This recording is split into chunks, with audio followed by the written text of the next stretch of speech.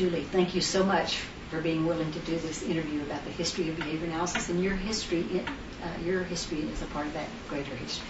Well, thank you for permitting me. Could you tell us a little bit about what events in your history led to you becoming a behavior analyst? That was pretty easy. I was kind of born into it. And I learned to shape up my sister's dog, and to, as a high school project, I had a parakeet, and I taught the parakeet to turn somersaults over a high bar. And when he got to about 12, I started feeling mean, so I stopped the project, but that was enough. And so I did a lot of shaping of various different animals, and occasionally my sister. And she was 6 years younger than I, so I had somewhat of a parental role sometimes. And then I always wanted to be a teacher. Ever since I was in 7th grade, I decided I wanted to be a public school teacher. And so that's what I did after school. And then when I was teaching 4th grade in Monroeville, Pennsylvania, which is a blue-collar neighborhood, I was married to Ernie, and I began complaining about all of the paperwork and so forth. And he said, well, you don't have to teach. And it never sort of occurred to me that I might do anything else. And so I said, well, what else would I do? And he said, well, there are lots of job opportunities, and there were then. So I got a job writing program instruction for Eli Lilly, for a pharmaceutical salesman, and I had to go through their training program and how to write program instruction, which later on became very useful.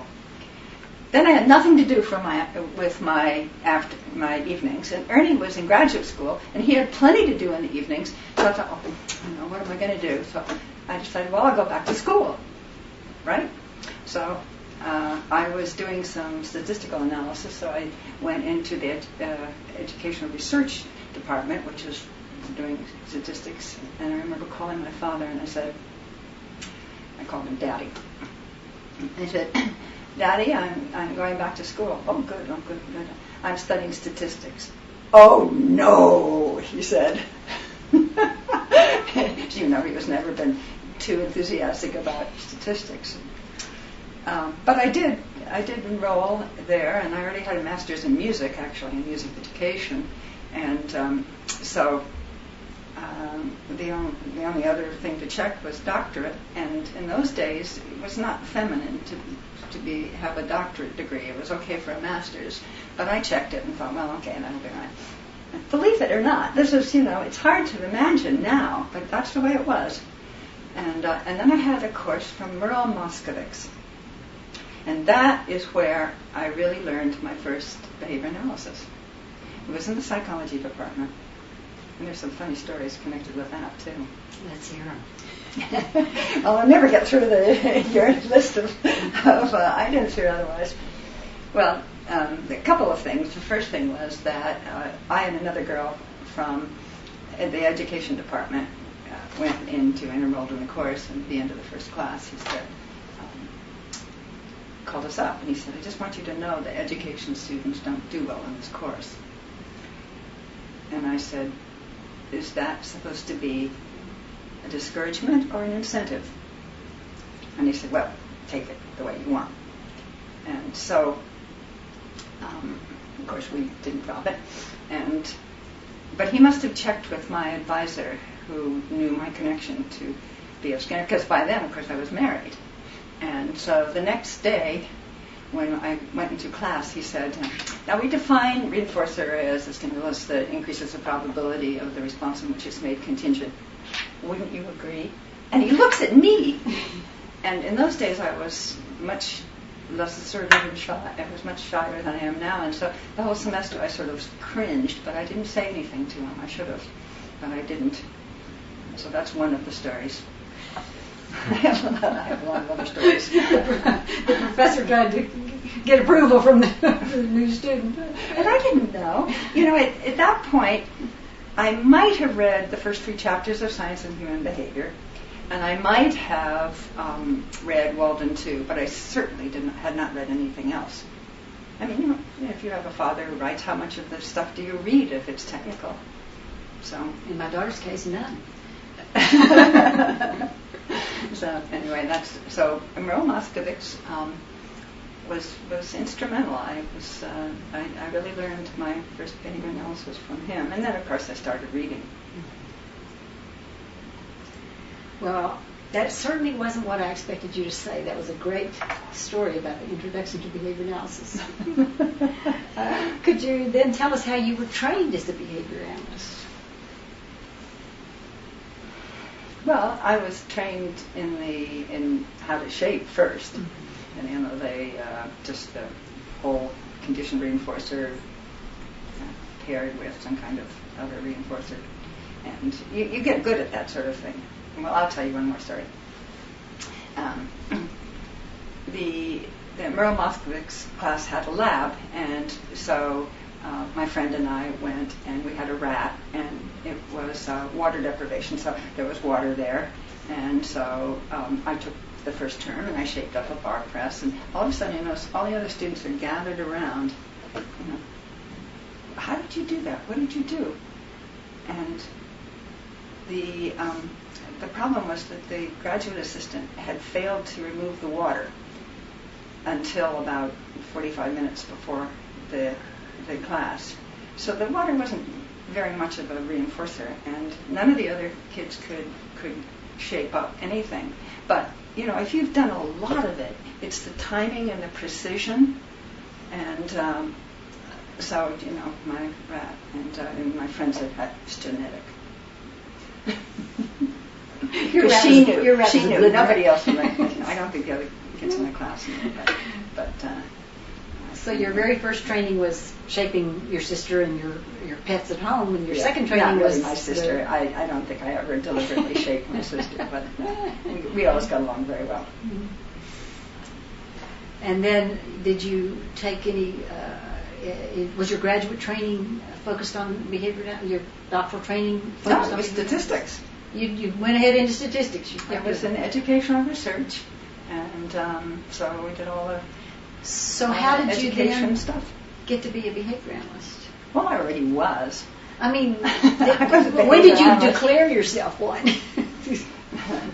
Well, I guess when I first heard the term. Okay. It probably would have been the beginning of ABBA, because before that it was called the experimental analysis of behavior, and I just thought I was a behavioral educator. I still wanted to go into education, and of course I went into educational psychology, but I worked with practicing teachers and prospective teachers, so I was still straight in education. So you really remained in education using the behavior education approach. We should have more. What was it like being a behavior analyst during those early years? Well, you're not really there for the early years, but the early years of your career. How was it different from the way it is today, or how you perceive it? Well, anything new always has tremendous enthusiasm and energy that gets kind of diffused when there are lots of different groups and so forth. And I remember the early conventions where you pretty much knew everybody. Or not everybody, but with 1,000 attendees, most of the people, and it's a very different setting than when you have thousands, and you don't bump into people and so forth. I think there was always I was not really aware of the amount of resistance that you hit when you then enter a Department of Education, and so I think there's not as much resistance among the young people now, because there's much more emphasis on positive procedures not being punitive, and on being effective, and effective not only in getting something to work, but being efficient at it, getting change quickly, and with the real enthusiasm of the participant whose behavior is being changed, and of course always the interaction between the two. I think it was behavior analysis in the beginning was much more stereotypic. I remember in some cases you were not supposed to play with if you were working with a child with disabilities, you were not supposed to smile and play with them. It was supposed to be, click and very, that was going to be scientific. And that really never hit home to me. I just observed it in some presentations and so forth. But I think it's much more fluid now and much more understanding of the complexity of human behavior. What do you consider the most important contributions that you have made to the field? I guess I would say I started out wanting to be a teacher, and I ended up being a teacher. And so certainly my students, I think of them kind of as an extension of the family, my children, my intellectual children, and the books. This latest one is very. I didn't write it politically. I wrote what I believed in, and it starts out with a picture of Skinner in the first chapter. Now that's not what you do, or it didn't used to be at least what you do in entering into general education, because there's a lot of very negative talk and comments about B.F. Skinner in typical education departments. But that's what I believe in, so that's what I did. And I think it's changing. I think that it's changing, and that's where I'd like the book to go, is in the regular public school education. Well, I certainly hope it does. How do you think behavior analysis, I think you've already answered this question, but you may want to add something, how behavior analysis has changed during the course of the time that you've been a behavior analyst? I think that it's become much more practice and less science. It bothers me very much that there are many practitioners out there who have never read any Skinner, and they don't know the basics very well. And my husband actually had a student come up after a talk and say, "Well, what was that book about science that you mentioned? That sounded interesting." And he said, "You mean Science and Human Behavior?" She said, "Yes, that one." And she was in a behavior analysis program and never heard of Science and Human Behavior. And I think that's a mistake. I'm sorry to see the closing of all the labs, though there are some places where new ones are being created. I think Simmons may come up with one. And there are new ones but you see the closing of the lab at Harvard. You see other people who know that when they leave, they're not going to be replaced, and the costs of running a lab are high, and you have all of the regulations and so forth to contend with too. So I think that's the difference. That it's kind of gone the way of APA. Started out as basically a science organization. Now it's mostly practitioners. I mean, I think the practitioners are important. I'd just like to see them well trained. I can certainly understand that. Is there anything in your own career that you would do differently if you had it to do all over? I don't know. You'd have to change the contingencies. I mean, the contingencies for what I did were there. I might have tried to get to Cambridge sooner, but that's really not for professional reasons so much. But it would have been nice to have more interaction between my children and the grandparents, my mom and my dad. We didn't do very much. I mean, we did, of course, Christmases and birthdays and stuff, but not the kind of interaction that is the way it used to be in the 19th century, where you stop by after school kind of thing, as he did with his grandparents. Times are definitely different now. Yeah. What areas of the field would you like to see more work in? I mean, you can be kind of specific or general here.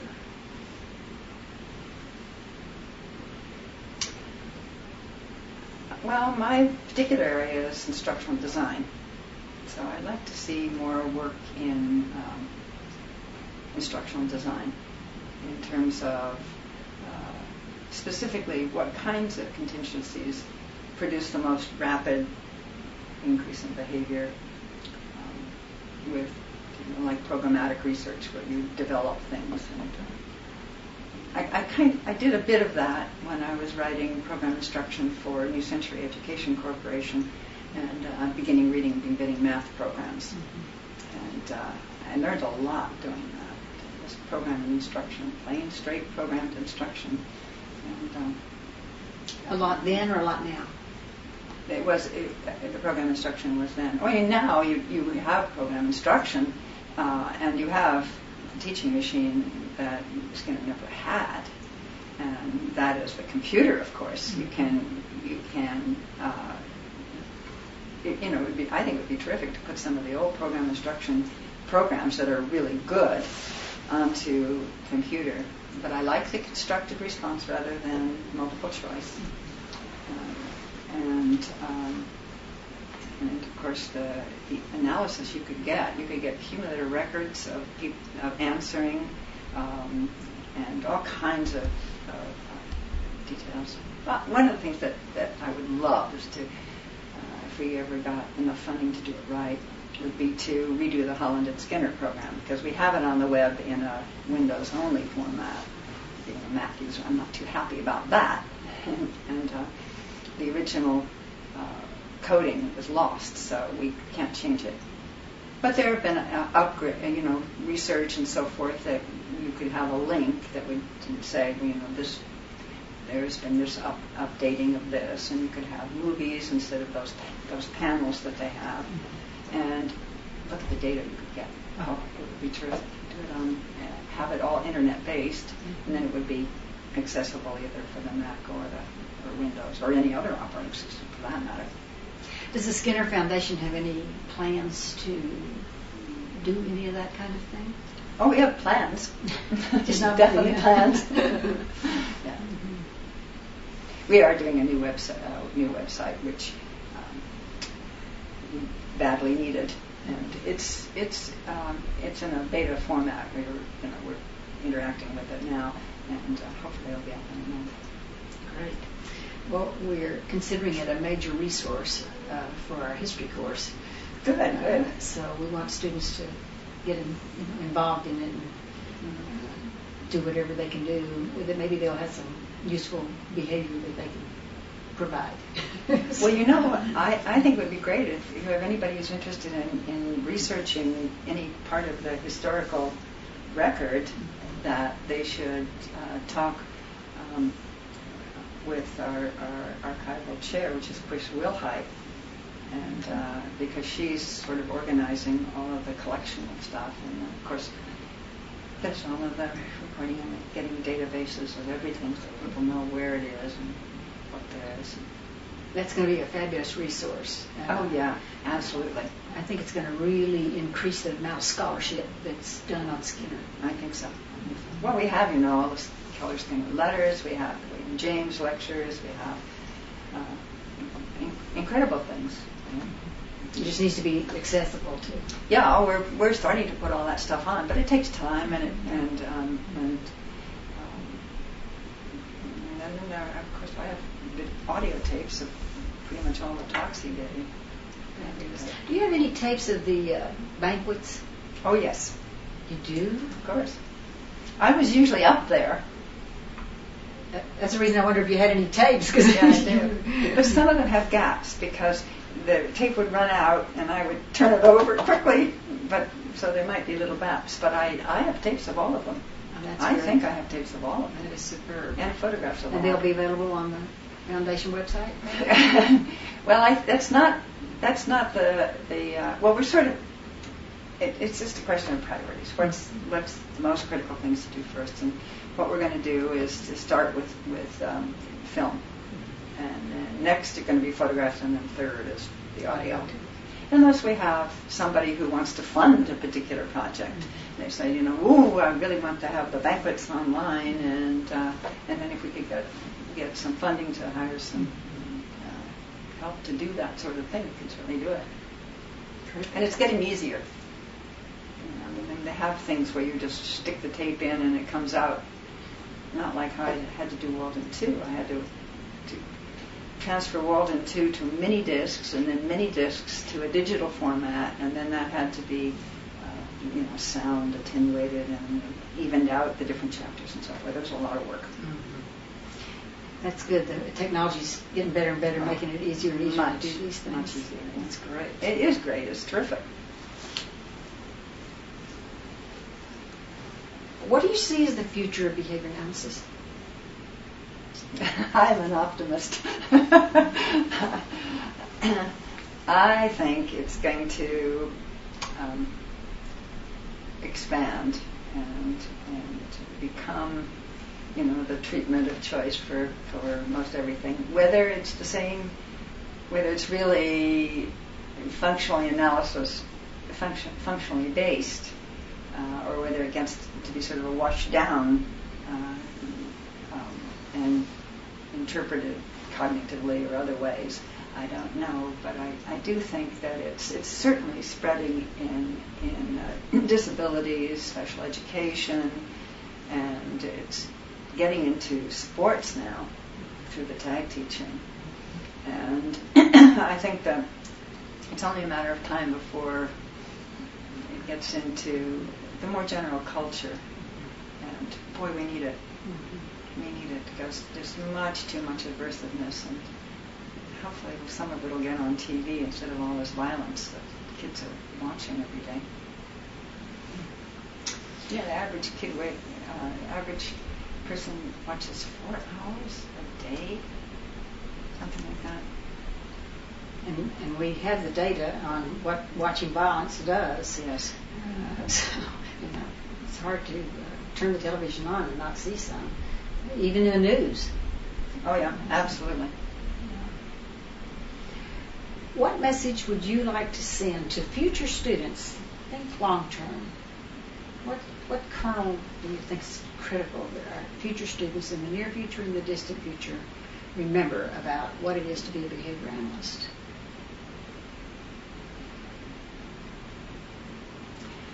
That working with anybody is always a reciprocal two-way street, and that if you use only positive procedures, it benefits both ends. You will be more successful. I think that anytime you have operant behavior, there's respondents that come along too, and that the kinds of things that we think of as humanity and humane practices all depend on the reinforcement parts of things. And so I think that, and the other thing would be for students to set intermediate and long-term goals for themselves, and then just plans and schedules so they can use the principles on their own behavior, like writing. You start out with finding a time and a place that's good for writing, and if you don't feel like doing it, start by doing email, 3 emails, or the ones you like to do, and then you can gradually shape your own behavior so that you are achieving and becoming the kind of person you want to be.